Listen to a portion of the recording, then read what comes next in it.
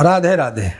आप सभी को योगिनी एकादशी की बहुत बहुत शुभकामना, बहुत बहुत बधाई। सनातन धर्म में एकादशी तिथि का बहुत बड़ा महत्व बताया गया है, लेकिन जब आषाढ़ माह कृष्ण पक्ष की एकादशी आती है, जिसे हम योगिनी एकादशी के नाम से जानते हैं, इसका महत्व और भी खास हो जाता है। जाने अनजाने में किए गए पापों, कष्टों और यहाँ तक कि किए गए जितने भी हमारे से बनने वाले दोष हैं, यहाँ तक कि किसी के द्वारा हमारे जीवन में श्राप भी लगा हुआ है, इन सब से मुक्ति दिलाने वाली एक ऐसी चमत्कारी एकादशी जिसका महत्व स्वयं भगवान श्री कृष्ण ने बताया है। जी हाँ, आषाढ़ माह कृष्ण पक्ष की इस पावन तिथि को योगिनी एकादशी कहा जाता है। मान्यता है कि इस दिन व्रत रखने से मनुष्य को 88,000 ब्राह्मणों को भोजन कराने के बराबर पुण्य प्राप्त होता है। लेकिन इसके पीछे की एक पौराणिक कथा भी है, बड़ी ही दिव्य कथा है। आइए जानते हैं। स्वर्ग की अलकापुरी नगरी में राजा कुबेर रहते थे। वे भगवान शिव के परम भक्त थे। कुबेर की पूजा के लिए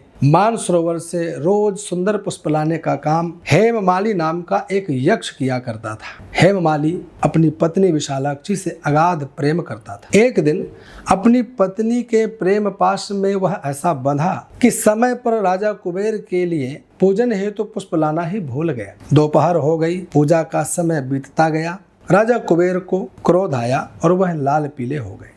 उन्होंने सैनिकों को भेजकर हेममाली को दरबार में उपस्थित होने का आदेश दिया। जब हेममाली डरते डरते सभा में पहुंचा तो कुबेर ने गरजते हुए कहा कि तुमने काम वासना के वश में पड़ करके देव कार्य का अनादर कर दिया है। जाओ, मैं तुम्हें श्राप देता हूँ कि तुम स्त्री का वियोग सहो और मृत्यु लोक यानी पृथ्वी पर जाकर कोढ़ी बन विचरण करो। श्राप के प्रभाव से हेममाली स्वर्ग से गिरकर पृथ्वी पर आ गया। उसका शरीर कोढ़ से ग्रसित हो गया और वह जंगलों में भूख प्यास से तड़पने लगा। लेकिन क्योंकि वह शिवजी का परम भक्त था, इसलिए उसकी चेतना जागृत रही। उसके द्वारा किया गया जितना भी कार्य वह स्मरण था। भटकते भटकते एक दिन वह महर्षि मार्कंडेय के आश्रम में पहुंचा। हेममाली ने रोते हुए ऋषिवर के चरणों में गिरकर अपनी भूल स्वीकार की और मुक्ति का उपाय मांगा। महर्षि मार्कंडेय ने दया भाव से कहा, हे यक्ष, तुम भाग्यशाली हो जो मेरे पास आ गए। आषाढ़ माह की योगिनी एकादशी का व्रत बहुत उत्तम व्रत है।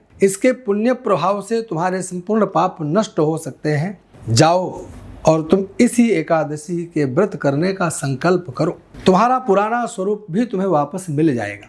हेममाली ने पूरी श्रद्धा और विधि विधान के साथ योगिनी एकादशी का व्रत रखा। व्रत के प्रभाव से उसका कोढ़ पूरी तरह से ठीक हो गया। वह फिर से अत्यंत सुंदर हो गया, स्वस्थ हो गया और अपनी पत्नी के पास वापस स्वर्ग लौट गया। देखिए, सनातन धर्म में योगिनी एकादशी का व्रत केवल एक कथा नहीं है, बल्कि इस बात का प्रतीक है कि सच्चे मन से की गई भक्ति आराधना बड़े बड़े पापों से भी प्रायश्चित करा देती है, बड़े बड़े कष्टों से भी मुक्ति दिला देती है। इस दिन भगवान श्री नारायण की पूजा अवश्य ही करें। पीले पुष्प, फल और तुलसी दल भगवान नारायण को अर्पित करें और आनंद पूर्वक दिन भर भगवान नारायण का नाम अवश्य लें।